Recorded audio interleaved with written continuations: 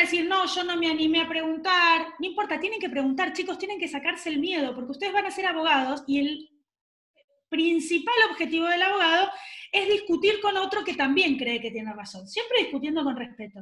Realmente la gran mayoría, el 100% de los que me mandaron el mensaje lo hicieron con mucho respeto e incluso con la duda de a ver si habían entendido o no habían entendido bien. La pregunta era relacionada con el tema de la doctrina legal, ¿sí? Hablamos que para nuestro departamento judicial la doctrina legal es la de la Suprema Corte de Justicia, que no es el más alto tribunal de la nación. Era una pregunta sumamente engañosa. El más alto tribunal de la nación es la Corte Suprema de Justicia. ¿Se acuerdan que habíamos hablado incluso hasta una regla memotécnica? También es doctrina lo que dicta la Corte Suprema, pero no es la doctrina legal a la que hacemos referencia como fuente del derecho procesal, ¿sí? Y si bien lo podían haber contestado como falso y estaba bien, la respuesta automática era verdadero, ¿sí? Yo les avisé a los chicos del centro para que ustedes no para que ustedes no vean que había sido un error a propósito, que estaba ese error, a ver cuántos se habían dado cuenta, ¿sí? Espero que se hayan dado cuenta todos y espero que la próxima, si se dan cuenta, planteen, ¿sí? Estamos atravesando una situación particular en que no tenemos la constancia papel del examen que nosotros rendimos, ¿sí? Alguien me dice, yo por eso le repuse falso. No, está bien, en realidad era falso, pero el sistema te lo corregía como incorrecto, ¿sí? ¿Por qué lo hicimos de esa manera en el trabajo práctico? Porque el trabajo práctico, ¿se acuerdan que no tiene nota? Simplemente lo importante es que ustedes lo hicieran. Pero no solo lo importante es que lo hagan, sino que ustedes también aprendan con el trabajo práctico. Y van a aprender en la manera de que entiendan los conceptos. El verdadero o falso lo que tiene es que yo pongo y bueno, si sale, sale. ¿Sí? Es como tirar una monedita. Yo me doy cuenta si saben cuando ustedes manifiestan estas cuestiones, ¿sí? Cuando dicen, a ver, me parece que no entendí, porque yo lo marqué como falso y en realidad me aparece la corrección como verdadero y en la clase vimos otra cosa. De esa manera yo con el verdadero o falso me doy cuenta si ustedes saben o no. No va a pasar eso en el parcial, no se preocupen. No va a haber una pregunta engañosa corregida mal, esperemos que no. Si lo hubiera podría ser un error del sistema, pero no va a pasar eso, quédense tranquilos. No va a haber ese engaño en el parcial. Pero yo quería saber cuántos de ustedes estaban atentos. A Joaquín no le apareció la corrección. Tuvieron todo un debate en el grupo, sí, me imagino, y está buenísimo, y esa es la idea, ¿sí? Si ustedes debaten y ustedes tienen que animarse a discutir con respeto, ¿sí? Sin faltarle el respeto, porque esto es mucho más fácil que discutir una pregunta conceptual. A ver, si ustedes vienen con una pregunta conceptual y el profesor no tiene ganas de aprobarlo, le va a encontrar la vuelta. Acá es un verdadero o falso, no hay mucha vuelta, ¿sí? Con estas pequeñas cosas ustedes de la facultad no solo tienen que salir sabiendo conocimientos, sino tienen que tener herramientas para ejercer el derecho, ¿sí? Pero bueno, para que quede aclarado, la doctrina legal es la que proviene de la Suprema Corte de Justicia y es la que es obligatoria. Hay discusiones doctrinarias al respecto, pero para nosotros es obligatoria en cuanto a fuente de derecho procesal. Otra cuestión que yo quiero aclararles es que estamos hablando de fuentes de derecho procesal, no fuentes de derecho, porque había alguna discusión o algunos interrogantes con relación a la costumbre, ¿sí? La costumbre no crea derecho, nunca. En este caso la utilizamos para el derecho procesal. ¿Y qué hace la fuente del derecho procesal? Le permite al juez llevar adelante el proceso, no fundar la sentencia, ¿sí? Sin perjuicio de que la sentencia la tiene que fundar de acuerdo a la ley, que es una fuente de derecho procesal también, y sin perjuicio de que pueda haber citas doctrinarias, no obligatorias en cuanto a fuente de derecho procesal, o puede haber incluso fallos jurisprudenciales que sostengan la decisión del juez. No estamos hablando de la sentencia, ¿se entiende? Cuando hablamos de fuentes del derecho procesal, hablamos de aquellos criterios de objetividad de los cuales el juez echa mano para llevar adelante el proceso, ¿sí? Si pone la cámara se le corta, no te preocupes, Alicia, no la pongas. ¿Estamos de acuerdo, chicos? ¿Alguna pregunta con relación a eso? Profe, había una también confusa que yo le escribí sobre los fallos plenarios. ¿Puede ser? A ver, decía que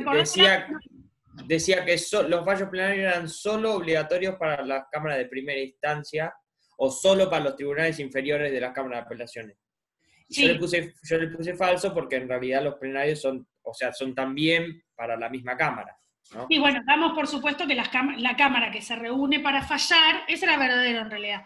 No era una pregunta capciosa, ¿sí? Yo lo que quería es que tuvieran en claro que la Cámara de Dolores no tiene obligación de respetar un fallo plenario de la Cámara de Mar del Plata, ¿sí? La Cámara en pleno, por supuesto que tiene que respetar sus propias decisiones, ¿sí? Porque son las que lo Claro, dicen. esa fue la Algo que condición. se vuelva a reunir en pleno y cambiar el criterio, ¿sí?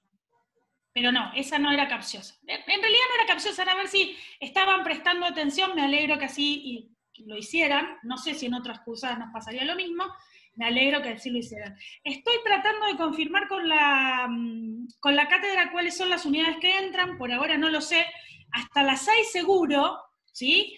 Yo les voy a confirmar si entra o no entra la 8, ¿sí? Se hace un poquito larga la primera parte, pero la segunda parte es más compleja, ¿está? Después Y una había... consulta más. Sí. Sobre las unidades, las bolillas que entran, porque al principio habían dicho que universidad entraba y abogado entraba para la segunda parte. Sí, y dieron Y abogado el otro día, ¿verdad? Sí, El doctor.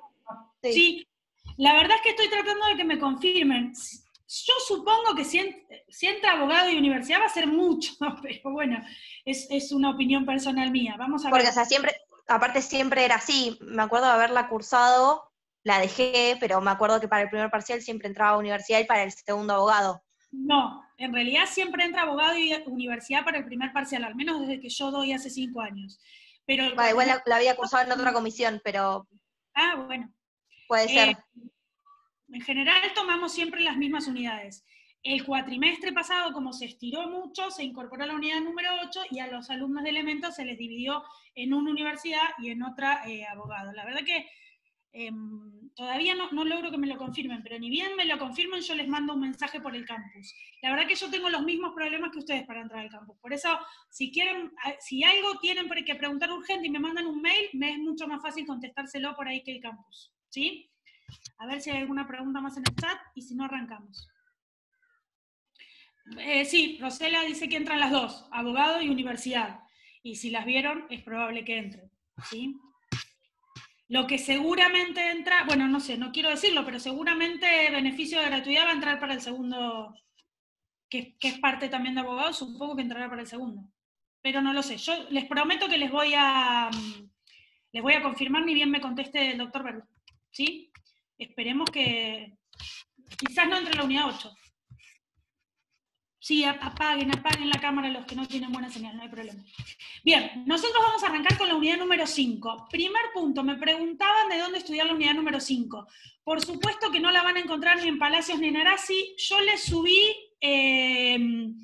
un link para tener los 3 tomos del Tratado de Gozaín, que por ahí no les sirve mucho, es como muy amplio para esta materia, pero les va a servir para los procesales y las prácticas. Es genial Gozaín, escribe muy bien, muy claro, y es una joya tener ese tratado que Gozaín lo comparte, ¿sí? No es que se sube de manera ilegal.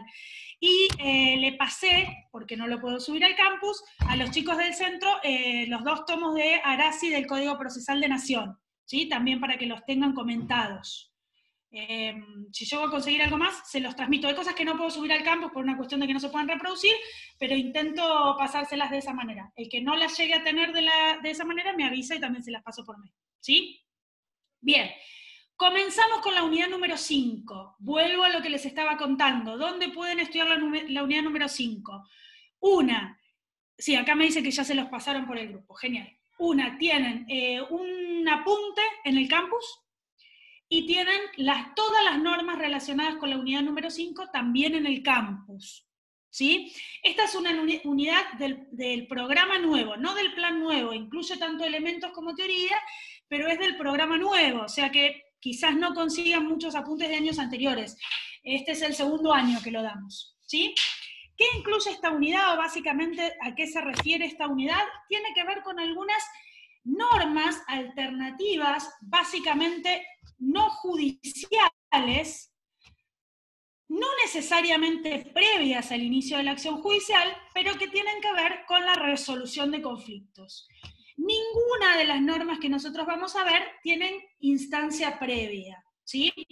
Ustedes van a ver la mediación prejudicial obligatoria, que suele ser pregunta de parcial,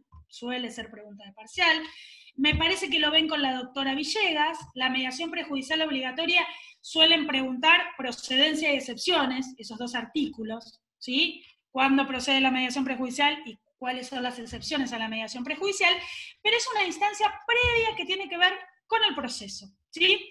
Nosotros vamos a estudiar normas que tienen que ver con un carácter extra al proceso, que pueden derivar en una intervención judicial, no necesariamente pueden resolver un conflicto previo. Dos de ellas tienen carácter administrativo y una tercera tiene carácter de intervención por acuerdo de partes privado, ¿sí? Nosotros por un lado vamos a ver la ley provincial que regula la conciliación laboral, ¿sí? Que tiene que ver con la intervención del Ministerio de Trabajo a través de la Subsecretaría de Empleo. Por otro lado vamos a ver la ley 24240, que es la ley de defensa al consumidor y al usuario, ¿sí? Que hoy escuchamos tanto al respecto de eso. Y por último vamos a ver la intervención del tribunal arbitral, ¿sí? Tengan en cuenta que es una unidad importante porque el doctor Verdi es juez del tribunal arbitral, ¿sí? Así que maneja bastante bien el tema. Es una instancia, la de la intervención del tribunal arbitral, de las que llamamos de carácter voluntaria. ¿Por qué? Porque ambas partes tienen que estar de acuerdo en someterse a la intervención del tribunal arbitral. Y no todos los conflictos pueden ser sometidos al tribunal arbitral, ¿sí? Entonces vamos a ver tres cuestiones. Hago una aclaración porque me llegó, no sé si, quizás si está en clase me puede ayudar, una alumna que me planteó una pregunta bastante compleja que no logré interpretar a dónde llegaba. Nosotros tenemos objetos de una demanda y esos objetos tienen que ver con el fuero, ¿sí? Un reclamo laboral, lo deben haber visto con el doctor Basso, tramita ante los tribunales de trabajo. Creo que la unidad de mediación prejudicial obligatoria la da la doctora Villegas, lo que no recuerdo si entra en este parcial o en el otro. Me parece que entra en este. Pero no lo tengo presente. Cuando tenga bien qué unidades entran, lo vamos a saber. Está en la unidad número 5. No, entonces lo va a dar este cuatrimestre, lo va a dar el doctor Verdi, porque la doctora Villegas da la unidad 2 y la unidad 6. Yo doy la unidad 1, la unidad 5 y la unidad 8 si entrara, ¿sí? Entonces, volviendo. Las contiendas que tienen que ver con origen en un reclamo laboral se tramitan ante el Tribunal de Trabajo respectivo, ¿sí? Que nosotros tenemos 4 tribunales de trabajo en funciones, independientemente de que haya, de acuerdo a la ley, otra cantidad de tribunales proyectados, ¿sí? Si estamos hablando de una contienda de derecho de familia, va a tramitar ante los juzgados de familia, que son 6. Cuidado con esto, porque si ustedes leen una ley no reformada, van a encontrar 3 tribunales de familia, ¿sí? Los tribunales de familia se dividieron en 6 juzgados de primera instancia, como se supone que en algún momento va a pasar con la nueva ley de procedimiento laboral. Por ahora, si bien debiera estar en vigencia, no está en aplicación, ¿sí? Un juicio laboral no tiene segunda instancia, no va a la Cámara Civil y Comercial porque no tenga segunda instancia laboral, ¿sí? Cuidado con esto. Los tribunales de instancia única son justamente eso. No hay vía recursiva de segunda instancia. Eventualmente podrán ocurrir a la Suprema Corte de Justicia si están dados los presupuestos al efecto, ¿sí? Que tienen que ver con monto, que tienen que ver con el tipo de recursos que pueden interponerse, que no lo vemos en esta parte del parcial, ¿sí? Cuidado con eso.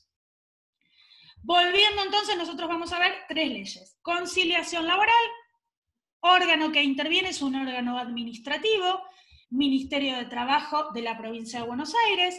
¿Cuál es la dependencia del Ministerio de Trabajo que va a intervenir? Va a ser la Subsecretaría de Empleo, que en Mar del Plata funciona en calle Luro, entre España y Jujuy. Por el momento con alguna atención restrictiva, con esta cuestión del aislamiento social preventivo y obligatorio, y en esa instancia van a tramitar los conflictos laborales. Esos conflictos laborales van a ser de intervención voluntaria. Si bien la ley habla de conciliación obligatoria, todavía en Mar del Plata no tenemos lo que se conoce en Buenos Aires como CELCLO. Quizás algunos lo hayan escuchado. Nosotros no tenemos obligatoriedad para pasar por el Ministerio de Trabajo. Es una instancia gratuita previa administrativa con C, el CECLO.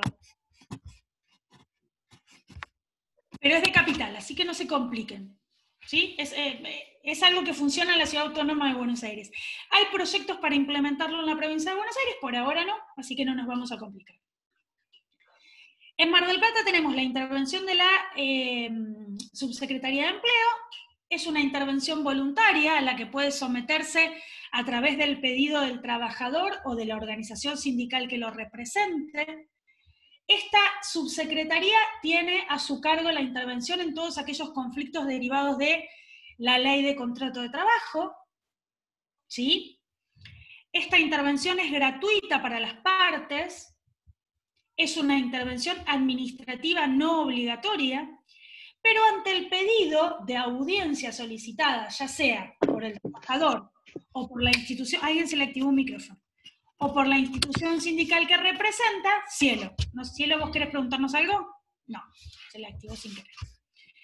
En el caso de no presentarse el empleador, va a generar una obligación resarcitoria, el pago de una multa que no va a ser en beneficio del trabajador, sino que va a ser en beneficio de la subsecretaría para realizar otro tipo de actividades, ¿sí? Pero no va a ser en beneficio del trabajador. En principio, la intervención del Ministerio, como yo les decía, es voluntaria, las partes se someten voluntariamente a la intervención, con lo cual el empleador podría presentarse para evitar el cobro de la multa, pero no estar de acuerdo con la intervención del Ministerio y hacer lo que se llama declinar la instancia. ¿Qué implica la declinación de la instancia? Es decir, que no está interesado el empleador en someterse en esa instancia administrativa. El Ministerio de Trabajo es un órgano administrativo que en el caso de la presentación no va a realizar una sentencia, no va a dictar una resolución si hay una presentación voluntaria, y simplemente va a cerrar la instancia. Este camino, insisto en esto porque suele ser pregunta de parcial, es voluntario, la intervención es voluntaria, no es obligatoria, ¿sí? En cuanto a la resolución de conflictos laborales, la intervención del Ministerio de Trabajo, a partir de la ley provincial, es voluntaria, no obligatoria. ¿Qué quiere decir esto? Que las partes se someten de manera voluntaria a la intervención del Ministerio y cualquiera de las dos podría desistir de la intervención y eso no le va a generar ninguna responsabilidad, ¿sí? Más allá, voy a ver una pregunta, más allá de las cuestiones derivadas de las multas por incumplimientos. Mariano dice, leí que también intervenían en liquidaciones por accidente de trabajo. Pensé que solo la superintendencia tenía competencia en eso. ¿Dónde lo leíste, Mariano, eso? La Comisión Médica número 12, a través de la Superintendencia de Riesgo de Trabajo, es la que interviene en reclamos de tipo laboral, ¿sí? A ver, yo al Ministerio puedo someter cualquier tipo de reclamo. Lo que el Ministerio no va a hacer es analizar si mi reclamo es procedente o no. ¿Sí? Yo puedo someter, estoy leyendo lo que pone Mariano. Ahí contesto, Perrier, lo que preguntas. Yo puedo someter a intervención del Ministerio de Trabajo cualquier tipo de reclamo. ¿Sí? Incluso el Ministerio es el encargado de resolver las cuestiones relacionadas con las sanciones disciplinarias. Yo no me quiero meter en una materia que ustedes no dieron, que es derecho laboral, ¿sí? Me encantaría, porque de hecho es a lo que me dedico, pero me parece que los voy a complicar. Lo que ustedes tienen que entender es que se puede someter al Ministerio de Trabajo, pero el Ministerio de Trabajo, en cuestiones derivadas de la petición del empleado para que intervenga, solo va a funcionar como un órgano conciliador. No va a dictar una resolución de procedencia, ¿sí? De hecho, no tiene injerencia en las cuestiones relacionadas con la ley de riesgo de trabajo. Yo puedo plantear lo que se me ocurriera, pero tengo que determinar si es competente o no el Ministerio. En el caso de que el trabajador no esté de acuerdo con la propuesta del empleador, o que el empleador no esté de acuerdo en continuar con la intervención del Ministerio, pueden ocurrir dos cosas. Una es el cierre de la instancia administrativa, cuando no se llega a un acuerdo, ¿sí? Cerramos la instancia administrativa, se cierra el expediente. 2 es la declinación de la instancia por parte del empleador. ¿Qué pasa cuando el empleador declina la instancia y dice, mira, a mí no me interesa esta intervención voluntaria del Ministerio de Trabajo? ¿Sí? Que el empleado haga lo que quiera.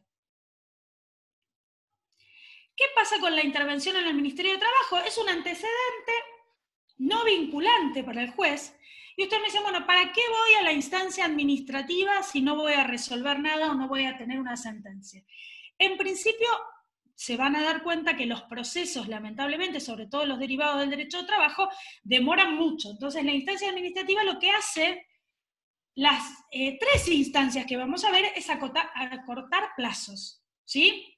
Lograr una resolución, como dice Catalina, llegar a un acuerdo beneficioso para ambas partes, y de esa manera resolver plazos, ¿sí?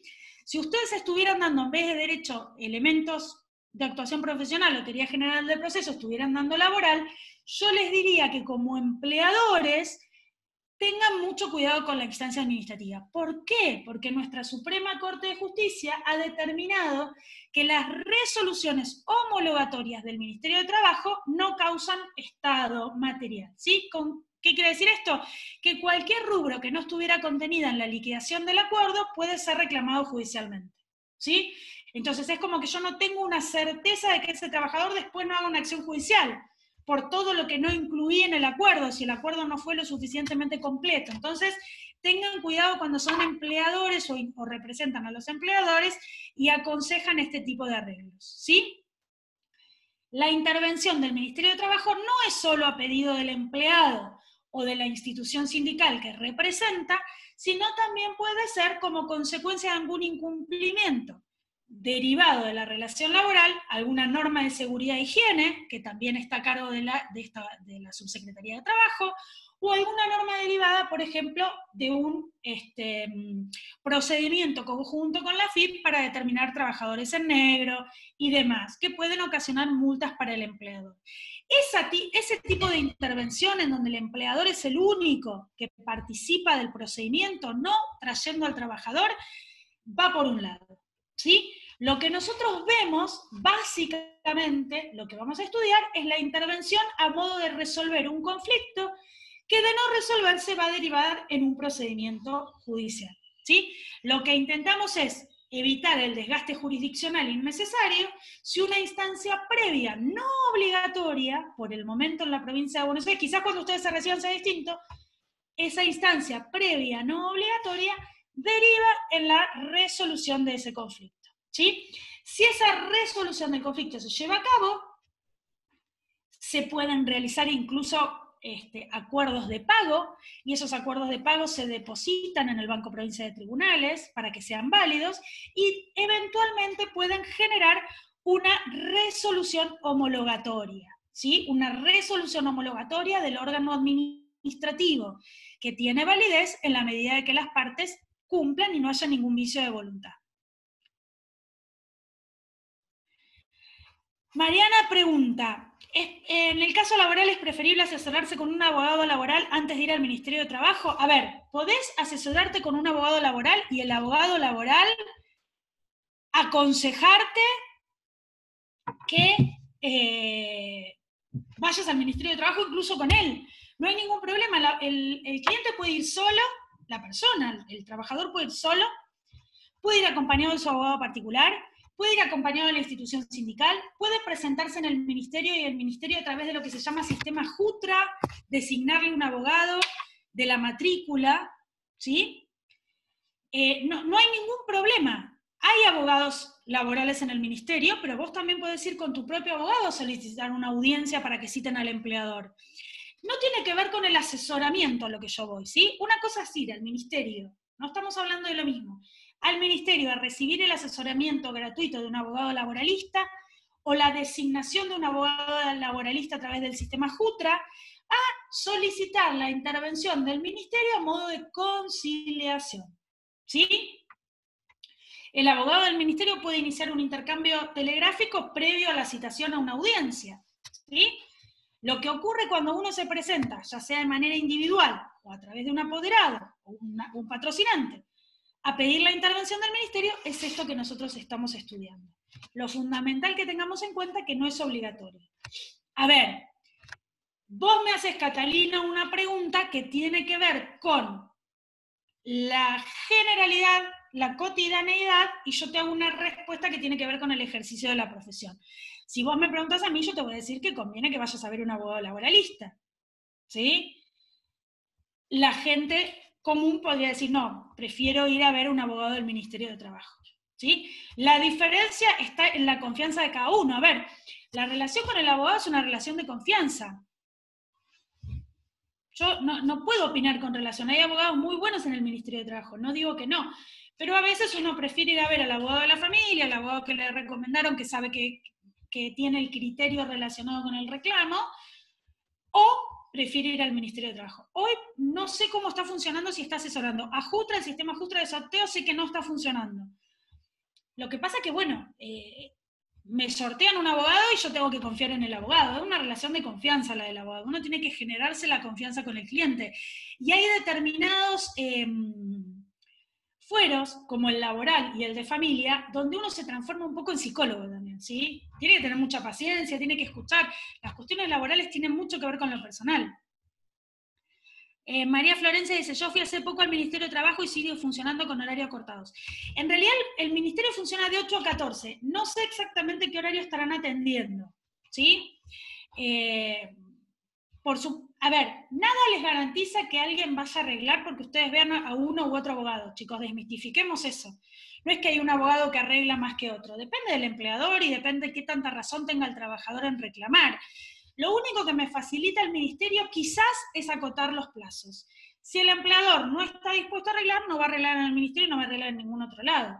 En la instancia judicial del Tribunal de Trabajo también hay instancias conciliatorias, que por ahí se estiran un poco más en el tiempo, ¿sí? Hoy todo es raro, hoy nada es normal, nada es como funciona comúnmente, ¿sí? Pero esta instancia administrativa me permite la intervención de un órgano, un tercero imparcial, de manera voluntaria, instancia en la que puedo declinar en cualquier momento, no estoy obligado a continuarla si no estoy de acuerdo, y que podría facilitarme no tener que acceder a la justicia, que me estira los plazos y tiene otras consecuencias. Catalina dice, después de una audiencia que él me recomendó no aceptar el acuerdo porque eran cuotas, me entregó la carpeta antes del juicio diciendo que tenía problema familiar y me dijo que busque otro abogado. ¿Eso se puede hacer? Un juicio de un shopping reconocido fue hace 9 años. A ver, no sé, Catalina, cómo fue la situación. A ver, yo les voy a hablar desde la realidad, ¿sí? Muchas veces no quiere decir, Catalina, que seas vos. Me encantaría que activen los micrófonos, ¿eh? No es necesario que escriban. Tratemos de hacer lo más ameno posible la clase. El ejercicio de la profesión es totalmente distinto a lo que nos imaginamos nosotros cuando estamos sentados ahí de ese lado o en el pupitre del otro lado del escritorio, ¿sí? Donde está el profe. Y no nos cuentan mucho eso. Hay clientes que uno quiere devolverlos, ¿sí? Hay situaciones donde uno ve que ya son complicadas. ¿Qué pasa con el derecho laboral? En el derecho laboral, yo les voy a contar la realidad. El derecho laboral me impone, cuando yo soy abogado del trabajador, que no le puedo cobrar previamente. Ni siquiera puedo cobrarle lo que se llama bono ley 8480 y anticipo de ius previsional. Mariano dice, la gente es complicada. Todos somos complicados y la gente está cada vez más complicada, ¿sí?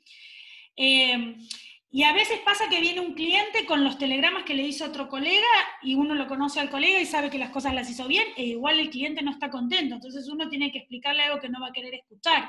Y muchas veces, chicos, sobre todo en el derecho laboral y en el derecho de familia, ocurre que uno tiene que poner un freno, decir, no, eso que querés hacer no está bien. Y al otro no le gusta escucharlo, y va a encontrar un abogado que le diga que está bien. Está en cada uno ver cómo quiere ejercer. Tiene que ver con la realidad del ejercicio de la profesión. No siempre el cliente va a estar contento con nosotros y la realidad es que nosotros no siempre vamos a estar contentos con el cliente. No sé puntualmente qué le habrá pasado al abogado que te devolvió la carpeta, Cata, habría que ver, capaz tuvo un problema familiar, todos los tenemos días mejores, días peores, días que tenemos más ganas de atender, días que tenemos menos ganas de atender. A ver, hay estudios muy grandes, muy reconocidos, que los juicios son eternos, porque tienen tanto trabajo, uno a veces va a ver al abogado más conocido. porque se supone que el juicio se lo va a sacar rápido, y en realidad a veces tiene que ir a ver al menos conocido porque le va a poner más voluntad al juicio. Esa es la realidad, ¿sí? Pero tiene que ver con la confianza de cada uno. ¿Estamos? Eso lo van a aprender ustedes con la práctica. No todos los clientes nos caen bien, no tenemos ganas siempre de atender a los clientes, somos humanos, nos pasan esas cosas, no sé puntualmente qué le habrá pasado. Alicia dice, ¿puede depender del peso de la empresa? Yo creo, Alicia, que depende del peso de la moral individual de cada uno. ¿Sí? Me parece que es más una creencia popular de que, por ejemplo, nadie quiere hacer un juicio con Andrés Iglesias, por ejemplo, ¿no? Vamos a dar nombres y apellidos. A todos nos ha pasado, en algún momento del ejercicio de la profesión, que la contraparte nos ha ofrecido, a todos los abogados me refiero, ¿no? Que nos ha ofrecido algo para que perjudiquemos a nuestro cliente. No tiene que ver con la contraparte, tiene que ver con nosotros si aceptamos o no. ¿Sí? Pero bueno, yo no sé si hay gente que no se anima. Lo que sí les puedo decir es que muy pocos abogados se animan a hacer juicios de empleados de estudio. Eso es cierto, muy pocos se animan, al menos sin avisar al colega, por una cuestión de confraternidad profesional. Pero no sé, no te puedo decir porque no conozco al colega que tiene tu carpeta. Si lo conociera y supiera tampoco te lo diría porque me parece que no está bien. Pero no sé si tiene que ver con eso. ¿Sí? No sé. No creo, al menos en esta ciudad, no creo desde los tribunales de trabajo que haya gente intocable. ¿Sí? Sí depende de cada abogado qué tan susceptible se pueda creer a la compensación ajena, ¿sí? Me parece, chicos, que igual la gente... A ver, esto se los doy como consejo, sean prudentes porque todo se sabe, ¿sí? Y ese mismo que le ofreció algún tipo de compensación por traicionar a su cliente es el mismo que va a contar por todos lados que ustedes lo hicieron. Y él va a seguir trabajando y va a seguir teniendo juicios laborales y va a seguir teniendo su mismo abogado, ¿sí? Pero ustedes tienen que seguir ejerciendo la profesión.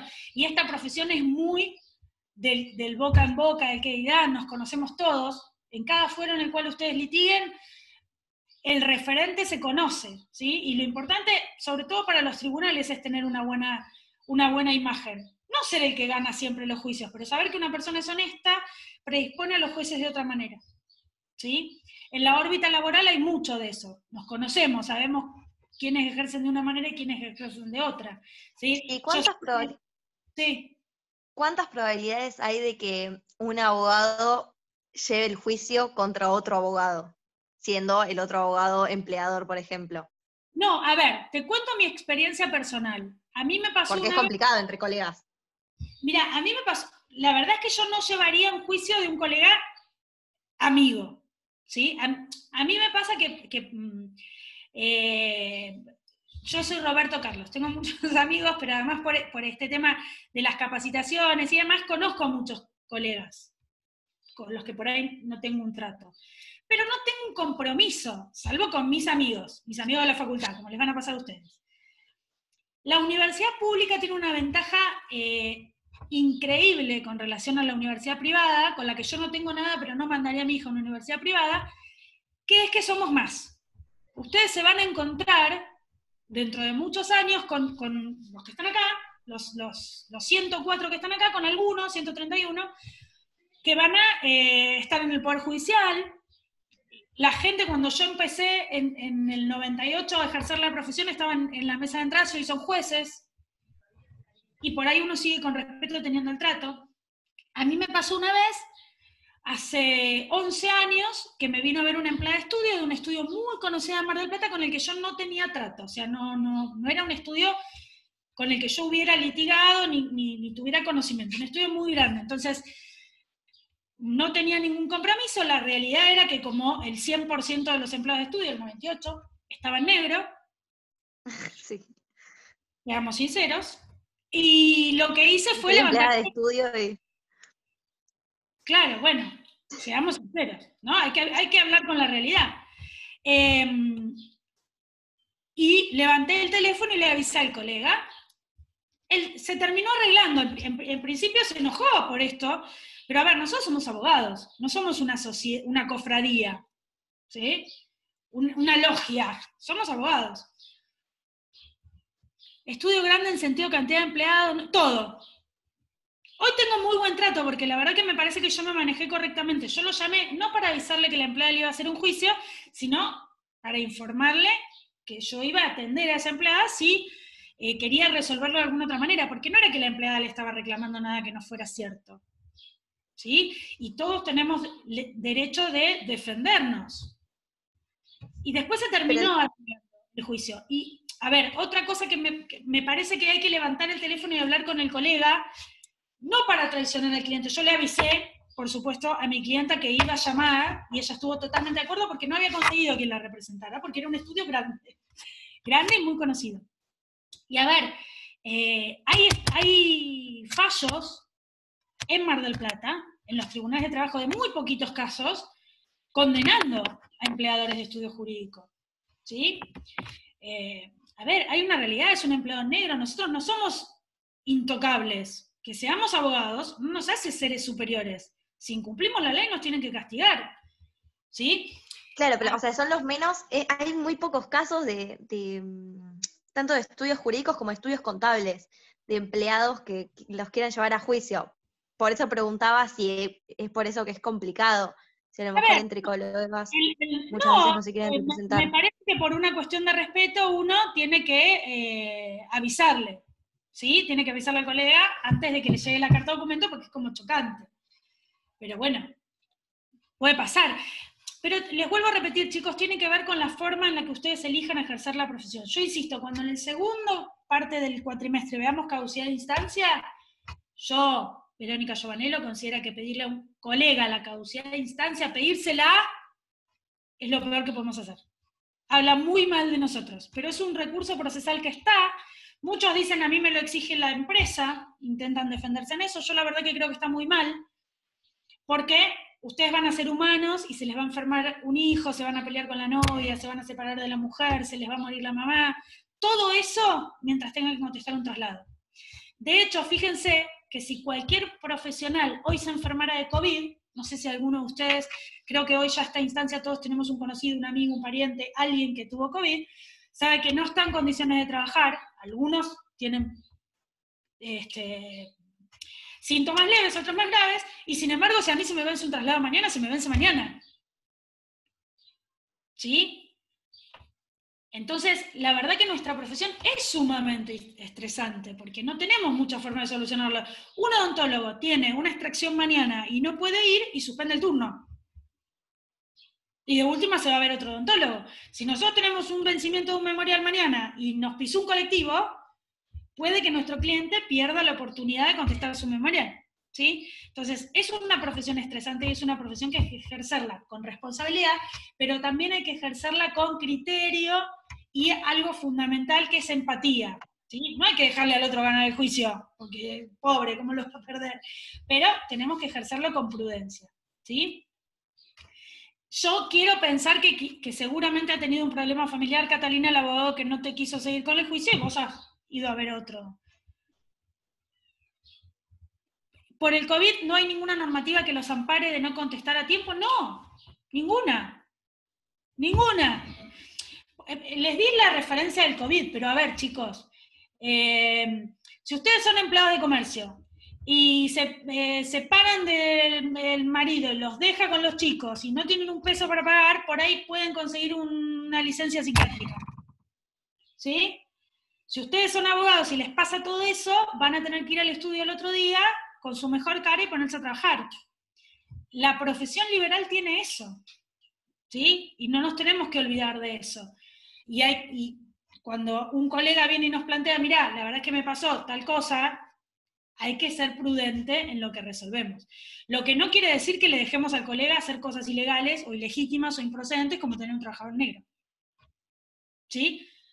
Llamamos por teléfono, le avisamos que hay esta situación, a ver si la quiere resolver, y bueno, si le dice no me importa, que haga lo que quiera, yo le maté el hambre, porque es lo que dicen todos los empleadores, yo les maté el hambre, todos los empleadores, bueno, ustedes verán cómo siguen, si quieren seguir o no, a ver, está en cada uno, pero no es falta de ética iniciarle un juicio a un abogado. Son mucho, igual les digo, son mucho más cooperativistas los médicos. Es muy raro encontrar un médico que declare una mala praxis, por ejemplo. Mariana dice, pero en su caso, cuando le avisa al otro abogado, ¿puede dar pie a que el abogado mande una carta de documento a su cliente? No, a ver, se termina la conversación en ese instante. Yo me limito a avisar que voy a mandar la carta de documento. No hay otro margen, no hay tiempo. Sí, pero si usted le avisa a su abogado, haga de cuenta que tiene su cliente, bueno, tiene el problema y le dice, mira, te voy a mandar una carta de documento. Si no la manda usted ante el correo, no se la manda a su cliente, le da tiempo a que la formule y la mande. Son cuestiones de estrategia, que no tienen que ver con la unidad, porque si no me van a retar. ¿Sí? No puede llegar nunca a juicio. Sí, por eso yo les... Ah, no pudiste, Catalina, nunca llegar al juicio. Bueno, no sé qué habrá pasado. Igual no estamos en laboral. Me encanta, pero no estamos en laboral. Me encantaría, pero no estamos. De hecho, va a haber unas cosas muy interesantes con el Centro de Estudiantes de Laboral, que va a haber unas olimpiadas, pero para cuando ustedes sean más grandes. Por ahora no. Seguimos entonces con la ley de conciliación. Es muy lindo el derecho laboral, chicos. Cuando lleguen me van a hacer caso. No entra en el parcial. Era parte de mi 0800. Yo tengo un 0800 Lucas que cada tanto lo contesto. Pero como yo soy simpática, me preguntan todas estas cosas que no tienen nada que ver. Si se la preguntan al doctor Verdi, los va a sacar volando. Pero él es más serio, seguro no le preguntan nada. Igual a mí me gusta más que activen el micrófono, ¿eh? No me molesta. De última que Catalina la contrate a usted. No, Catalina, no puedo porque me van a echar de la facultad, no puedo, si no van a decir que vengo a robar clientes. Pero Catalina debe, no sé si habrá prescrito, pero debe haber un montón, ya pasó años, dice Catalina, chau, sonó Catalina. Hay mucha cuestión de creencia popular, chicos, hoy no hay nadie intocable, ¿sí? Pero me ha pasado que hay referentes de Mar del Plata que muchos dicen, no se animan a meterse con fulanito, por ahí no hay que ir a ver a los estudios grandes, chicos. No crean que los estudios grandes se las saben todas. Hay que empezar a hacer circular la economía, porque también ustedes van a ser abogados, no sé, no debe haber muchos hijos de, ¿sí? Conozco un par de hijos de abogados conocidos acá que tenemos en la cursada, no voy a decir nada, que son muy buenos abogados, laboralistas. No sé por dónde andará porque no la veo, pero hay de todo. Hay abogados buenos, hay abogados malos, hay médicos buenos, médicos malos, hay de todo. Saquémonos esa idea de que hay empleadores intocables. Otra idea que nos tenemos que sacar es que el Ministerio de Trabajo está arreglado. No es cierto, hay muy buenos abogados en el Ministerio.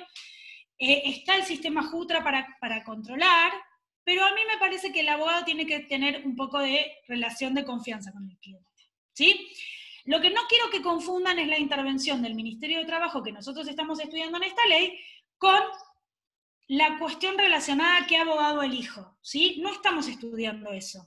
Acá lo que vemos es cómo interviene el Ministerio de Trabajo, que puede ser, ya sea con la intervención a pedido del trabajador, el trabajador va solito y pide la intervención del Ministerio, ahí lo va a atender un abogado del Ministerio y el abogado del Ministerio va a resolver si manda telegrama o si cita una audiencia. ¿Sí? Va a depender del conflicto. Hay conflictos en los que podemos citar a una audiencia directamente y hay conflictos de acuerdo con la ley que necesitamos realizar una intimación previa, pero va a depender cuando ustedes estudien laboral, no importa eso. ¿Sí? Nosotros ya estamos en la audiencia, ya estamos en la citación a una conciliación. Y esta conciliación va a depender de que la otra parte se someta voluntariamente a conciliar. A ver, que se someta voluntariamente no quiere decir que no tenga que ir de manera obligatoria, porque se acuerdan que yo les dije, se va a fijar, y la propia ley la fija, una multa para el caso de incomparecencia. ¿Sí? Acá no se pusieron de acuerdo en el contrato de trabajo en el que cualquier conflicto lo iba a dirimir, resolver el Ministerio de Trabajo a través de la Subsecretaría de Empleo, sino que hay una ley particular que prevé la intervención del Ministerio de Trabajo a través de la Subsecretaría de Empleo ante la contingencia laboral denunciada por el trabajador o por la institución sindical que lo represente. Y ustedes me dirán, ¿cuál es la diferencia? A ver, El trabajador solito es una cuestión de pisos. En Mar del Plata va a presentarse y lo va a atender un abogado de la planta baja. ¿Sí? Esto tiene que ver con la práctica, es importante que lo sepamos, y por ahí no nos lo cuentan. En cambio, cuando al trabajador lo representa la institución sindical, va a subir las escaleras y lo va a representar. Su sindicato, con el abogado del sindicato o no, hay instituciones sindicales muy fuertes en Mar del Plata que ni siquiera van con abogado. ¿Sí? Desde hace años en SOIP van los delegados solos, ¿sí? Si bien tienen un abogado, a las audiencias del ministerio generalmente van los representantes sindicales solos, porque son sindicatos con fuerza. Camioneros no tienen abogado en Mar del Plata, van también los representantes legales, ¿sí? No necesitan la asistencia letrada. ¿Puede ir o no? Para representar al trabajador están los abogados del ministerio. En el caso de que la contienda sea pedido de la institución sindical, va a intervenir directamente el delegado. ¿Sí? En algún momento teníamos un delegado de provincia y un delegado del ministerio propiamente dicho, depende de la situación histórica.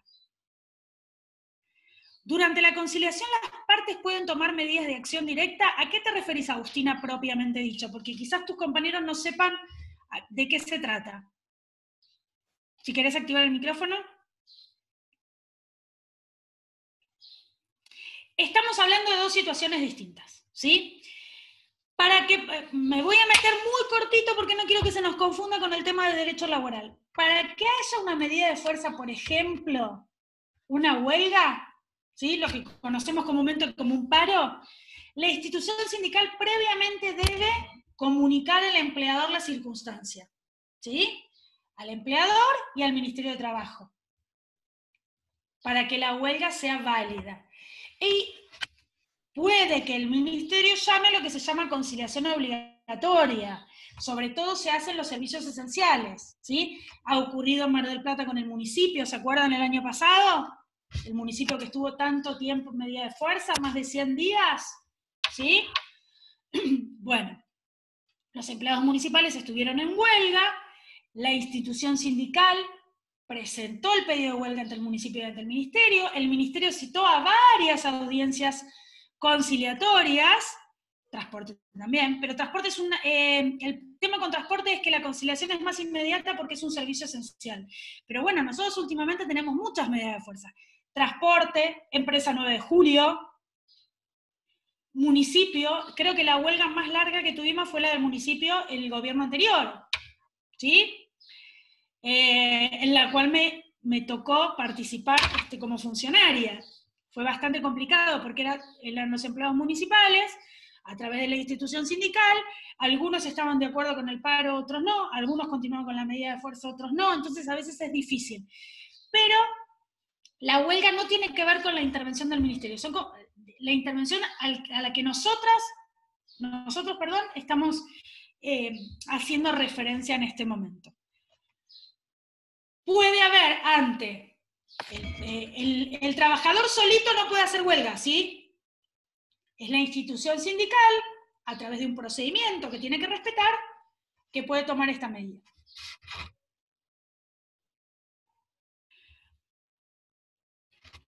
Lucas hace una pregunta que no tiene que ver con esto, y si hay otro trabajo práctico. Por ahora no, al menos no mío. No sé si el doctor Verdi o la doctora Villegas habrán subido, yo creo que no. Yo voy a intentar de que le suban algún trabajo práctico, pero no hay ningún otro trabajo práctico por el momento visible y que a ustedes se les haga oponible, es decir, que lo tengan que hacer sí o sí, ¿sí? Cuando terminemos la unidad vamos a hacer un trabajo práctico, pero esta va a ser de redacción. ¿Querías decir algo? Sí, tengo una consulta. Con respecto a la intervención del sindicato, ¿lo puede elegir la persona, el individuo, la intervención? O sea, ¿tiene que pedirlo o vamos es a algo que al se da? trabajador, ¿sí? Al trabajador, sí, toma. ¿Puede ir a pedir la colaboración del sindicato o la colaboración de un abogado particular o la colaboración directa del ministerio? El ministerio siempre representa los intereses del trabajador, ¿sí? El trabajador puede ir solo, va a representarlo al ministerio. Puede ir acompañado de su abogado, igual va a velar por sus intereses el ministerio. puede ir acompañado de la institución sindical, sigue velando por sus intereses el ministerio. La única diferencia, como yo les decía, es en qué piso los van a atender, ¿sí? Por supuesto que el trabajador acompañado del sindicato se va a sentir un poquito más fuerte, y el trabajador solito va a estar con el abogado del ministerio o con su abogado particular, pero no quiere decir que nada se resuelva. A ver, ¿sí? En el ejercicio de la profesión ustedes se van a dar cuenta que hay sindicatos con más peso, sindicatos con menos peso, sindicatos con quienes es más fácil resolver conflictos, sindicatos con quienes es más difícil resolver conflictos. Y a ver, no es lo mismo que en una ciudad haga paro la 9 de julio que haga paro un empleado de comercio en un supermercado, ¿sí? A ver, depende mucho la actividad, la medida de fuerza, cuánta presión ejerce, ¿sí? En realidad los conflictos que tienen que ver con una medida de fuerza tienen que ver cuando el conflicto es colectivo. En general el conflicto individual, como mucho, lleva a la retención de tareas, ¿sí? Pero bueno, repasando lo que nosotros tenemos que tener claro, que esta intervención es voluntaria, que la intervención del ministerio puede darse en dos situaciones: ante el requerimiento del trabajador, ya sea por estas 3 situaciones en las que yo le dije, individual, con el patrocinio o a través de la institución sindical, o en el caso de que el ministerio sea el encargado de velar por alguna situación particular relacionada con el contrato de trabajo, algún incumplimiento de las normas de la ley de contrato de trabajo o de normas de seguridad e higiene, ¿sí? Por ejemplo, que se denuncie el incumplimiento del protocolo de COVID ante una empresa, ¿sí? Va a intervenir la municipalidad, que es la encargada de aprobar los protocolos, y puede intervenir en su caso el Ministerio de Trabajo si considerara que se estuvieran incumpliendo, o para verificar si se estuvieran incumpliendo o no. En situaciones normales, en épocas normales, el Ministerio realiza inspecciones donde verifica que no haya trabajo infantil, que no haya trabajo no registrado, que se cumplan con las normas de seguridad. En algunas situaciones va acompañado de la AFIP para verificar la registración laboral. Por supuesto que puede intervenir de oficio. Mariana pregunta si de oficio puede intervenir el ministerio. Uno puede realizar una denuncia anónima en el ministerio a través de un 0800. Las denuncias, hoy tenemos un problema bastante grande. A ver, yo les voy a contar 2 cosas.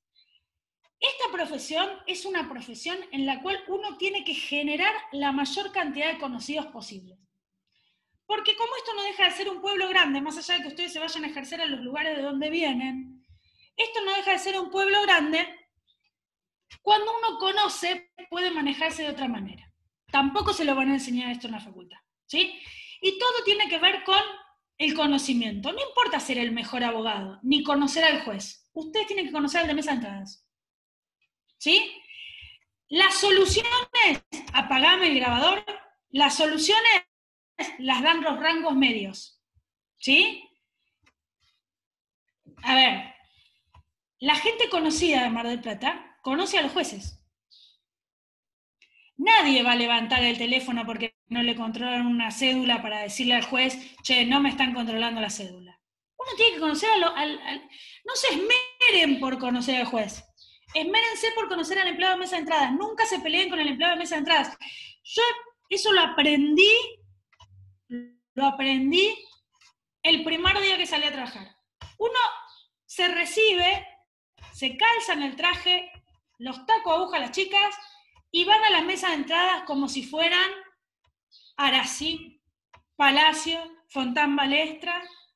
No, chicos, nunca se peleen con el de mesa de entrada, siempre con respeto, porque el de mesa de entrada no le va a sacar la sentencia, pero ustedes no van a encontrar el expediente nunca más. Ahora con el expediente electrónico vaya y pase. Pero sucede que no es lo mismo el que va todos los días a tribunales que uno que cae de vez en cuando porque siempre fue el empleado. Los abogados grandes y conocidos cada tanto se dan una vuelta, ¿sí? Y pelearse con el de mesa de entrada. Yo una vez vi una situación patética que siguen recordándolo hoy en un juzgado de faltas, una abogada que cursó conmigo en la facultad, maltrató de una manera tan fea al empleado de mesa de entradas, ¿sí?, que realmente daba vergüenza. No importa si tenía razón, lo que decía realmente tenía razón, pero la realidad es que salió el juez y la increpó de una manera que yo estoy segura, no lo sé con certeza, pero estoy segura, de que nunca más le resolvieron una causa de la misma manera. ¿Sí? Uno tiene que ser respetuoso. el ministerio va a intervenir ante los incumplimientos de la norma. Uno puede realizar una denuncia anónima ante el Ministerio de Trabajo, pero la realidad es que en este momento, por ejemplo, no se están haciendo inspecciones. ¿Sí? ¿A qué venía eso? No se están haciendo inspecciones. Entonces, si no se están haciendo inspecciones en el ministerio, es probable que yo grite, patalee, pida la intervención, pero no pase nada ante el incumplimiento de mi empleador. ¿Sí? No es mucho lo que yo puedo solucionar. A ver, Franco. Muy bien, Franco, que me lleva de nuevo a la clase. Profe, creo que dijiste que en esta intervención no es vinculante para el juez en caso de que vaya a juicio, pero el juez puede saber quién pidió la intervención o qué es lo que ofreció en esa intervención. A ver, una de las pruebas que va a ofrecer seguramente el trabajador es el expediente administrativo donde intentó una conciliación y el empleador declinó la instancia. ¿Sí? Yo lo que les digo es que ni le suma ni le resta, les achica tiempo. No sé si tiene gran injerencia la intervención no conciliada. Que yo vaya y decline la instancia no es el reconocimiento de ningún derecho. Lo que me puede servir como prueba el expediente administrativo si yo reclame determinados rubros y judicialmente quiero ampliarlos. Pero no me suma ni me resta a la hora de predisponer al juez porque el empleador no resolvió un acuerdo en la instancia administrativa. No es obligatoria. ¿Sí? Yo en la instancia judicial tengo que tener una sentencia. Acá no va a haber una sentencia. Eventualmente va a haber un registro del acuerdo si el acuerdo no cumple con las condiciones o una resolución, no sentencia, perdón, resolución del órgano administrativo homologando ese acuerdo. No sería agotar la vía administrativa, Catalina, porque acá no hay vía administrativa previa. El agotamiento de la vía administrativa es una instancia previa en las cuestiones donde el Estado es parte, ¿sí? Donde el Estado es parte yo tengo que agotar la vía administrativa. Y de hecho, por ejemplo, en el empleo público no hay que ir al ministerio, hay que agotar la vía administrativa en el mismo ente, ¿sí? No tiene, justamente no es agotamiento de vía administrativa. Nada de lo que nosotros vayamos a ver es agotamiento de vía. Nada es obligatorio, es un sometimiento voluntario. La diferencia entre la mediación, la instancia administrativa de conciliación, la ley de defensa del consumidor y la intervención del tribunal arbitral es que la intervención del tribunal arbitral hay un acuerdo previo de partes. En un contrato donde se dirimen cuestiones patrimoniales, donde no esté involucrado el orden público y donde ambas partes se someten de manera voluntaria previamente a la instancia, a la intervención del tribunal arbitral. En cambio, tanto en la ley de defensa del consumidor como en la ley de conciliación laboral, nosotros tenemos una instancia voluntaria en que las partes se someten de manera voluntaria sin haber un acuerdo previo y en que en cualquiera de las dos podrían declinar la instancia administrativa. La intervención del órgano, al menos en Mar del Plata, es mucho más activa en la ley de defensa del consumidor, porque también los abogados de la Oficina de Defensa del Consumidor, de la famosa OMIC, en Mar del Plata, que depende de la municipalidad, es una oficina que depende de la municipalidad, no es una vía administrativa previa, la ley de defensa del consumidor no lo ve como una instancia administrativa previa. En este caso, yo les diría que es sumamente útil, ¿sí? De hecho, por suerte, en el plan nuevo lo tienen como materia, ¿sí? Es útil, porque es una resolución en donde va a intervenir un órgano no solo administrativo como es la OMIC, sino que va a intervenir el juzgado de faltas municipal, va a haber una resolución, y esa resolución es un antecedente fundado muy importante para una acción judicial. ¿Sí? ¿Le puedo hacer una pregunta, profesora? Sí, dame un segundito que leo una pregunta de Simón y estoy con vos, Cristina, ¿sí? Simón dice, parece el juego, en la conciliación la obligación del requerido surge de la voluntad del requirente, me refiero, solo es voluntaria para el requirente, no para ambos. A ver, ambos se someten voluntariamente a la intervención del ministerio, porque si no puede ir y decir, declino la instancia administrativa. No quiero que intervenga el ministerio y no tiene ningún tipo de responsabilidad ni de consecuencia. De consumidor no hay nada en el campus. Sí hay. Hay un PowerPoint de consumidor. Y si quieren más cosas de consumidor, les suben más cosas de consumidor. Después no se quejen, ¿sí? Porque estamos en pleno seminario de defensa del consumidor y del usuario. Hoy 19:30 tenemos una clase de daño punitivo, de paso los invito. Pero sí, está. Voy con Cristina, Simón, a ver, no, termino la de Simón. El requerido también puede, ¿por qué le llamás requirente y requerido? Te estás confundiendo con la mediación prejudicial obligatoria donde está el requirente y el requerido, ¿sí? Acá es el empleado y el empleador, trabajador-empleador, en lo que estamos viendo, ¿sí? En el caso de la Ley de Defensa del Consumidor es el consumidor, el usuario y la empresa. ¿El requerido también puede declinar entonces? Sí, puede decir, mire, no quiero seguir más con esto. Me voy a ir a la instancia judicial. No te enojes, Marcos, les tengo paciencia yo, no les tenés paciencia vos. Marcos dice, revisen bien. Yo no tengo paciencia igual, la estoy trabajando mucho con la docencia, pero no pasa nada. Igual, si quieren más material, yo no tengo problema, me encanta subirles material. Lo que pasa es que después no lo leen y yo me enojo cuando no lo leen. Pero se lo subo, a alguno le va a servir. Guarden, háganme caso, guarden el link de Gozaín. Guarden el link de Gozaín, guárdenlo como oro, porque eso sí que no lo van a encontrar en otro lado. Cristina, habilitate el micrófono a ver qué querías preguntar. La pregunta era si los acuerdos, tanto para el consumidor como para el Ministerio de Trabajo, son acuerdos homologados por el juez. No. No hay homologación del juez, es un acuerdo. En el Ministerio de Trabajo hay un acuerdo que va a homologar la dirección, ¿sí? Ok. Está bien, pero no se le da intervención al tribunal, o sea, la homologación no parte de un juez. En ningún momento, por eso hablamos de una instancia previa. Perfecto. En el caso de ahora, originalmente el delegado regional realizaba la resolución y la firmaba. Victoria se está matando de risa, yo quiero que nos cuente el chiste, porque está tentada. Quiero creer que no se está riendo de mí. Yo estas mismas cosas las hago en clase, ¿eh? No crean que es porque están en el Zoom. Lo que pasa es que veo a poquitos. Está tentada desde hoy, yo quiero saber de qué se ríe, pero no nos va a contar. Está con el WhatsApp, le deben estar mandando algún mensajito y bueno, espero que no esté hablando mal de mí. Hoy por hoy tenemos un gran problema, que es que la homologación la resuelve La Plata, entonces demora más, ya demoraba. La homologación demora más y la resuelve el delegado provincial, ¿sí? En el caso de la homologación en la OMIC, que es la Oficina Municipal de Defensa del Consumidor y del Usuario, la va a resolver la homologación, la va a resolver la delegación, ¿sí? La dirección, en realidad.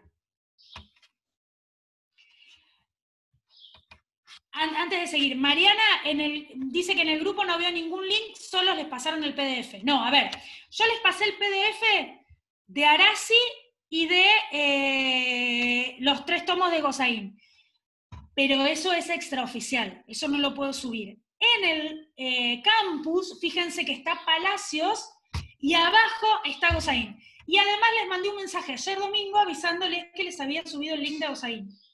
De Gozaín, con I. ¿Sí? ¿Alguno lo encontró? Defiéndame. Nadie lo vio. ¿Quién va a ver un domingo el campus de la facultad? Dios mío. Todo eso es verdad, dice Mario. Gracias, Mario. Yo no lo encuentro. Fíjate, Andrea, que igual es horrible el campus nuevo. Quiero dejar expresado, esto grábenlo y díganle a alguien. Es horrible el campus nuevo. Está, donde está el libro de Palacios, abajo, en un cuadradito, está el de Gozaini. ¿Y llega el mail también? Bueno, no sé. Por WhatsApp le pasaron otra cosa, ¿eh? El del link está para que lo guarden. Es un laberinto, sí, es horrible. Pero bueno, es lo que hay, chicos. Nos tenemos que acostumbrar. Ya aprenderemos. Bien, ¿estamos hasta acá claros? Si a alguno no le llegó el link, no lo encuentra, me manda un mail. Todos tienen, les voy a copiar acá mi dirección. No me molestan para nada. No sé hacer el arroba con la computadora de mi hija, chicos. Les dejo. Yo te lo hago. Tan amable. Copio y pego, ¿no? Yo soy modelo, chicos. Tengo. Ahí, espere. Nada. Porque ella me la presta solo en algunos momentos y no sé cómo copiar y pegar acá. Estas computadoras modernas. ¿Alguien tiene una... esta de la manzanita, cómo se llama? ¿Shift cuánto es el alt? El Shift y la Q o el 2.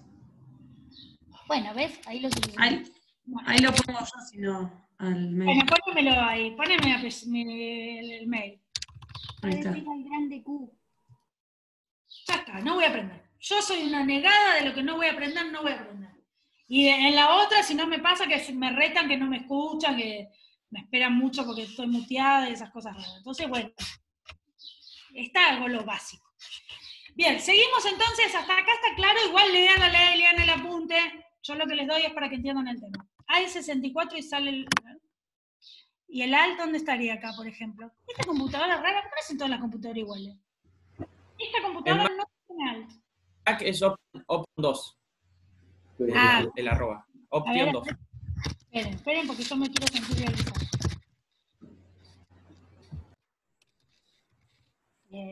Op 2. Al grande Q. No, porque es Apple. Option 2, yo siempre pongo así. Sí, pero no me sale, che. Ahí creo que lo copié bien. Ahí está. Pero Sí, no sé. Perfecto, Juliana, muchas gracias. Ahí está. Ella pudo. No, pero Marcos, me estás tomando el pelo, me pone teclado no sé qué cosa. No sé hacer el arroba y vos me preguntás qué teclado es, no, olvidate. Yo soy una señora mayor. Ya está, no pude con la opción 2. Googleen porque no se puede. Bueno, no importa. Estamos entonces con la intervención del Ministerio de Trabajo, vamos a la intervención de la OMIC, la Oficina Municipal de Defensa del Consumidor. Tampoco es obligatoria, ¿sí? La ley 24240 tiene una particularidad, que hoy está de moda. Muchísima salida laboral, muchísima cuestión de que todos tenemos algo relacionado con la ley de defensa del consumidor, un plan de auto, un crédito UVA, un producto defectuoso, una compra por internet que nunca llegó, un conocimiento mezclado de la ley. ¿Sí? La ley 24240, la ley de defensa del consumidor, tuvo una reforma hace muy poquito que introdujo varias cuestiones. ¿Qué cuestiones tenemos que tener en cuenta? La ley de defensa del consumidor prevé una instancia que no es una instancia la factura de gas, sí, por supuesto.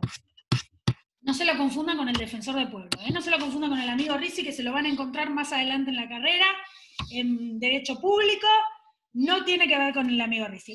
Si hablamos de Oficina de Defensa del Consumidor, palabras mayores, doctor Fernando Mumare. ¿Sí? Juez del juzgado de faltas, a cargo de la materia en la universidad, juez del juzgado de faltas, el juzgado de faltas número 6, que es el encargado de dirimir todas las cuestiones relacionadas con defensa del consumidor. Particularmente defensa del consumidor tiene su propio juzgado, ¿sí?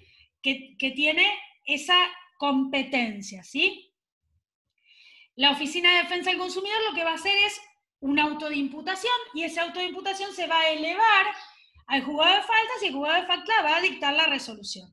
La misma particularidad que tiene el Ministerio de Trabajo es que las sanciones económicas que fija la OMIC y que puede o no confirmar la Oficina de el juzgado de faltas, perdón, ¿qué particularidad tiene? Que no van en beneficio del consumidor. Eso es algo que le tenemos que informar al cliente. Tiene una facultad sancionatoria pecuniaria, pero que van en beneficio de las arcas municipales. ¿Sí? Depende del tipo de intervención. Sí, el doctor Mumare también está en Constitucional y Humanos. Sí, de hecho, me parece que yo cursé Humanos con él. Es muy interesante, chicos, háganme caso, si pueden hacer esa materia, no sé, creo que esa hora es optativa, me parece. Tiene muchísima salida laboral. Hoy en día tiene muchísima salida laboral. Y es lo que se viene. todo está relacionado con la defensa del consumidor y del usuario. Bueno, no vamos a discutir en qué materia está el doctor Mugares. Sepan que es el titular del juzgado número 6 de faltas del juzgado municipal. Es un juez municipal, no estamos hablando de la intervención de la justicia todavía. A ver, intervención voluntaria. La ley de defensa del consumidor no obligatoria, ¿sí? Hay una etapa administrativa previa no obligatoria. ¿Qué quiere decir que no es obligatoria? Que puedo ir a la contienda judicial directamente, tranquilamente, pero en estas cuestiones derivadas del derecho al consumidor, en general lo que el consumidor intenta, más allá del resarcimiento económico, daño punitivo y demás, que es muy profundo, que no lo vamos a ver nosotros, es encontrar una solución a su conflicto, ¿sí? En esta materia nosotros empezamos a ver los principios del acceso a la justicia, pero también tenemos que ver cómo resolver un conflicto previo al acceso a la justicia, ¿sí? Por ejemplo, dando intervención a la Oficina de Defensa del Consumidor. La Oficina de Defensa del Consumidor, reitero que depende de un órgano, depende de un municipio. No todos los municipios tienen Oficina de Defensa del Consumidor, ¿sí?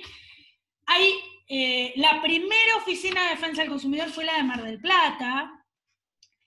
Por la Oficina de Defensa del Consumidor pasaron abogados que hoy son muy importantes en el ejercicio de la profesión. El doctor Álvarez Arrondo, por ejemplo, integrante de la Cámara Civil y Comercial de Mar del Plata. El doctor Fabián Fittipaldi fue director de la Oficina de Defensa del Consumidor. La doctora Verónica Tambasia. Muy importantes los profesionales que pasaron por la Oficina de Defensa del Consumidor. Y en realidad, para ejercer este derecho hay que estar sumamente actualizado, ¿sí? Porque va cambiando y va mutando constantemente y cada vez son más las resoluciones judiciales que castigan lo que nosotros comúnmente vemos, ¿sí? ¿Qué vemos comúnmente? Los contratos formularios de los bancos. Si alguno de ustedes tiene una tarjeta de crédito, cuando la sacó, seguramente la gran mayoría la sacó por teléfono, ¿sí? El consentimiento electrónico hoy es algo que se está trabajando muchísimo en defensa del consumidor, y otra de las cosas que se trabaja muchísimo es el tema de los contratos formularios. Esto de que yo no tengo forma de discutirle nada, ¿sí? El contrato que te mandan por correo se llama consentimiento electrónico, contrato electrónico, ¿sí? Y tiene muchas resoluciones negativas. ¿Por qué? Porque yo no tengo forma de negociar. El contrato... No deben haber cursado muchos de ustedes contratos, seguramente ninguno, es un acto de voluntad bilateral. Hay dos partes. Díganme qué voluntad se expresa en un contrato de préstamo bancario. En un contrato de tarjeta de crédito. ¿Ustedes pueden pactar los intereses? ¿Ustedes pueden pactar las cuotas? No, en todo caso le dicen hay 12, 24, 48, 72, pero es así. Y esas 12, 24, 72 tienen el interés que fija el banco, y que al banco le da la gana fijar, ¿sí? Después veremos si la justicia resuelve otra cosa. Entonces, todas ese tipo de cuestiones que el consumidor o el usuario, consumidor de un producto, usuario de un servicio, necesita resolver. Fíjense que la ley prevé además que en ese carácter de consumidor-usuario, lamentablemente no se lo incluye a la empresa, puede pasar por una instancia administrativa previa, no obligatoria, que es la intervención de la OMIC, Oficina Municipal de Defensa del Consumidor y del Usuario. Esa oficina tiene un director, ese director es de planta política, es decir, de acuerdo al gobierno, puede quedarse el anterior, ya si lo dijera o no, es de acuerdo al criterio, ¿sí? Actualmente el director en Mar del Plata es el señor Pablo Moyano. No sé si es doctor, creo que es doctor Pablo Moyano. Anteriormente era la doctora Verónica Tambasia, fue el doctor Pablo Di Scala, ha tenido muy buenos directores la Oficina de Defensa del Consumidor. Lamentablemente en este momento, desde que asumió el nuevo gobierno, poca intervención porque está cerrada por el COVID, pero seguramente tendrá dentro de muy poco intervención. Los autos de imputación realmente son muy buenos, pero yo quiero destacar, yo no soy del halago fácil, como se darán cuenta, yo quiero destacar la calidad de letrados que tiene el plantel que integra la Oficina de Defensa del Consumidor. Son pro consumidor, apaguen el grabador, tenga o no tenga razón el consumidor. Es muy buena la defensa que ejercen los abogados con relación al consumidor, que no es fácil verlo, ¿sí? No es fácil verlo, ¿por qué? Porque en realidad tienen excelente trato con los abogados de las empresas. Telefónica, bueno, ahora Movistar, Claro, Garbarino, Frávega, siempre va el mismo abogado, ¿sí? Y siempre son los mismos denunciados. Sin embargo, yo no he visto jamás, con el mejor de los tratos, la mejor onda, todo, jamás una intención favoritista a una empresa. Realmente eso lo quiero destacar. Y no tengo ningún amigo, ningún conocido dentro de la oficina, pero realmente a mí me ha llamado la atención porque han tenido muy buenos directores siempre de que han velado por el interés del consumidor. Entonces es una instancia interesante para utilizar. Siempre dos cuestiones a tener en cuenta. Tanto en la intervención del abogado en el Ministerio de Trabajo como en la intervención del abogado en la Oficina de Defensa del Consumidor, no hay regulación de honorarios. Y cualquier sanción económica que se prevea para el citado, ya sea el empleador o la empresa, no va a ser en beneficio del empleado o del usuario del consumidor. ¿Sí? Lo que se intenta es una conciliación. ¿Sí? Y en la Oficina de Defensa del Consumidor y del Usuario también tenemos una sanción, si bien es voluntaria, ante la incomparecencia no justificada. ¿Sí? Se arma un expediente aparte y se lo sanciona con una multa por tantas veces como la empresa no se presente a la audiencia. No que no arregle, ¿sí? Puede ir y decir lo mismo que dice en el ministerio. Mire, no tengo intención de conciliar, lo van a retar un poco. Pero puede decir, mire, no tengo intención de conciliar nada, a mí no me interesa, yo no quiero arreglar nada, tengo toda la razón del mundo en la actitud que tuve, ¿sí? Pero la realidad es que van a multarlo si no se presenta de manera justificada, pero van a volver a fijar una audiencia, porque la política es intentar resolver el conflicto. ¿Por qué? ¿Por qué cuestión particular? Porque el reclamo generalmente del consumidor y del usuario requiere esa inmediatez. Inmediatez significa que la resolución tiene un determinado tiempo, o sea, desde que ellos tienen las audiencias y demás. ¿Cuánto tiempo tiene la oficina para tomar una resolución? ¿Hay algún plazo determinado? La verdad es que la resolución en la auto de imputación está muy demorada. No tienen los plazos del Código Procesal. Puede plantearse el pronto despacho, puede intentar requerir, pero la verdad es que ante el cúmulo de denuncias, a ver chicos, llegan desde las denuncias serias hasta las más descabelladas. Un tiempo había una oficina de defensa del consumidor del turista, una oficina de defensa del turista, que funcionaba en el casino, ¿sí? Yo vi llegar a una señora con una servilleta y adentro una milanesa que era solo pan rallado, para hacer una denuncia. ¿Sí? Pasan las cosas más insólitas. Pasa también el que va y denuncia que no le anda el lavarropa después de 10 años, y por supuesto la empresa dice, mire, se le venció la garantía. Doctora, nosotros Sí. una vez mi marido compró una máquina muy cara, fue en su momento por la computadora, y nunca llegó el producto, muy caro era. Entonces fuimos a la oficina, que está Tania, la chica esa que le faltan los brazos. Sí, Tania. Y cuando se presentó el abogado, ningún problema, se vino desde Tandil el abogado y dijo, sí, dice, acá te traje el producto, y nos trajo hasta mi casa. Eran, no me acuerdo si amortiguadores, no me acuerdo qué era.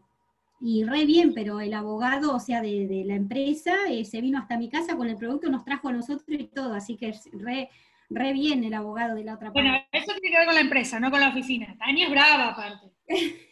Brava. A ver, no. Que sea un tercero imparcial no quiere decir que esté a favor o en contra. La Oficina de Defensa del Consumidor no es un tercero imparcial, no es un juez. No va a resolver el conflicto.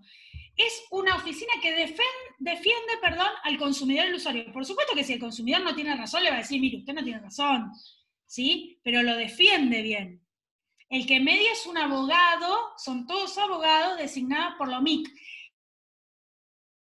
En el juzgado de faltas no vamos a tener la oportunidad de ir y resolver. Porque, a ver, el procedimiento es así. El consumidor o el usuario inicia la denuncia. Se cita al denunciado.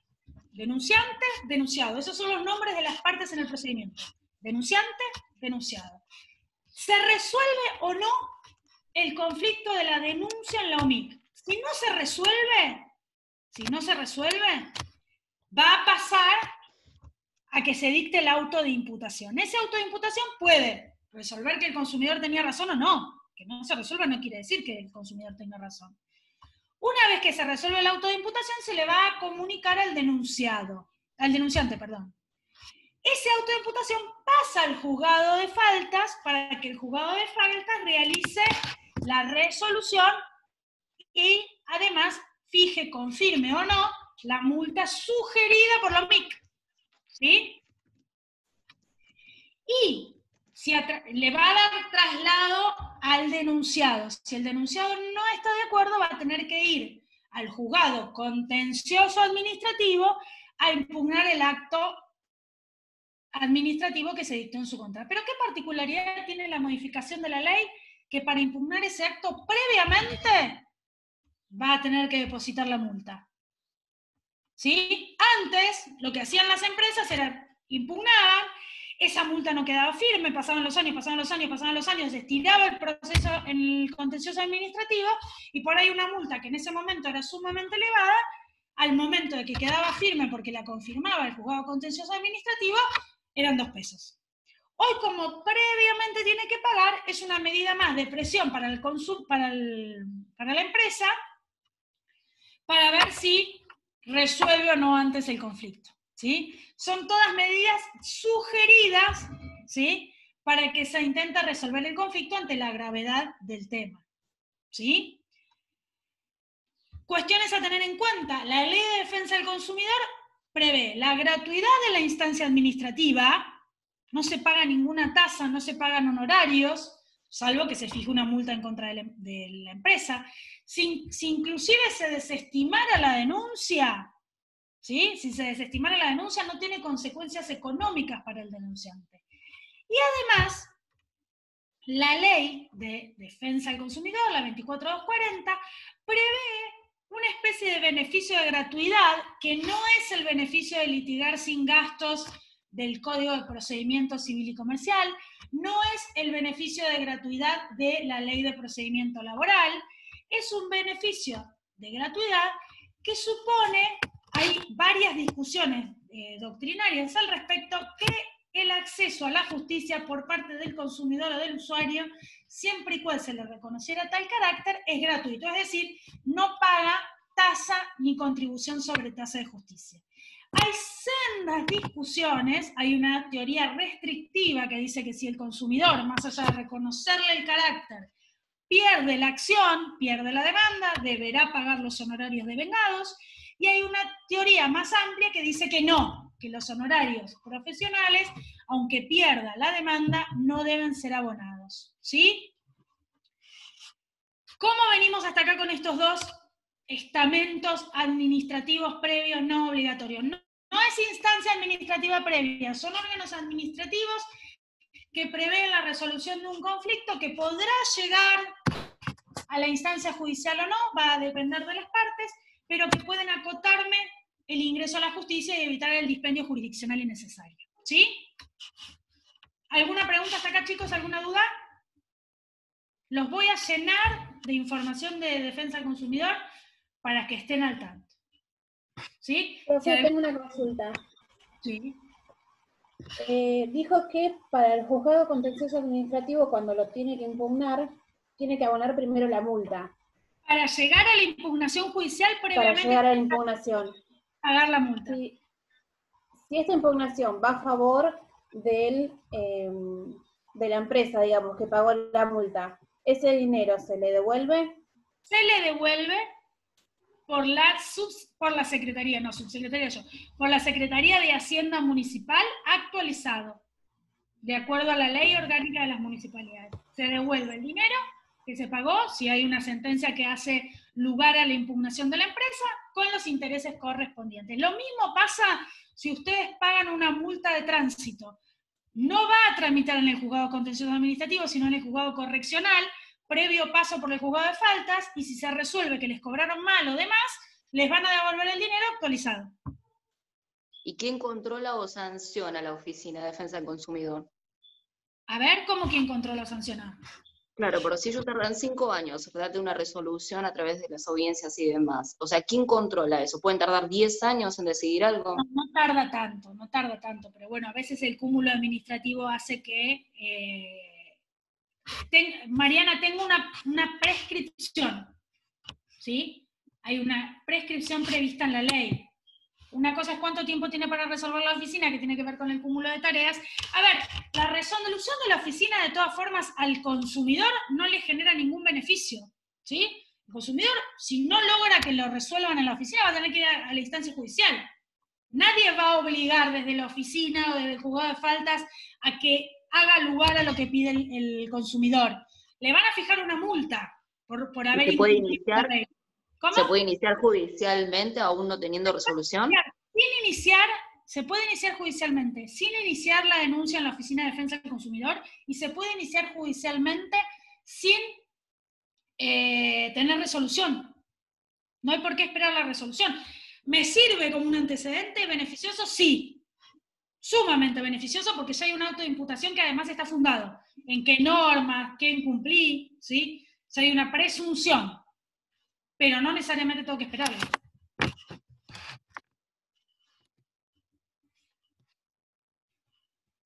¿Puedo hacer una pregunta? Sí.